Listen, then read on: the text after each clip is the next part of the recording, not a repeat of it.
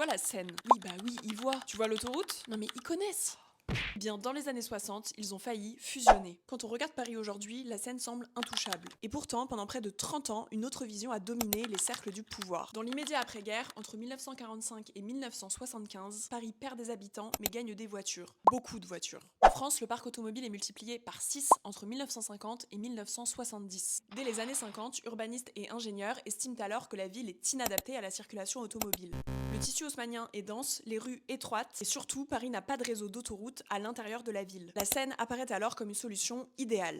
Pourquoi? Parce qu'elle traverse Paris d'est en ouest, en ligne presque droite, et constitue donc un axe continu sans expropriation massive à prévoir. L'idée n'est donc pas seulement de transformer les quais en voie rapide, ce qui sera fait, mais pour certains projets de recouvrir partiellement ou totalement le fleuve, avec parfois pour se donner bonne conscience, un jardin sur le toit. Ces propositions s'inscrivent en réalité dans un projet beaucoup plus vaste. Dans les années 60, plusieurs schémas sont élaborés pour doter Paris d'un réseau autoroutier, la quadrillant de long en large est connectée au périphérique, inauguré en 1973. L'objectif, permettre aux automobilistes de traverser Paris comme on traverse une région. Mais dès le milieu des années 70, le vent tourne. Les embouteillages augmentent malgré les nouvelles voies et la pollution devient visible, quantifiable, mesurable. Les projets de recouvrement de la Seine sont peu à peu abandonnés. Les quais sont bien transformés en voies rapides, mais le fleuve, lui, reste visible. Et ironie du sort, dans les années 2010, virage à 180 degrés, les voies rapides disparaissent à leur tour pour être végétalisées et piétonnisées.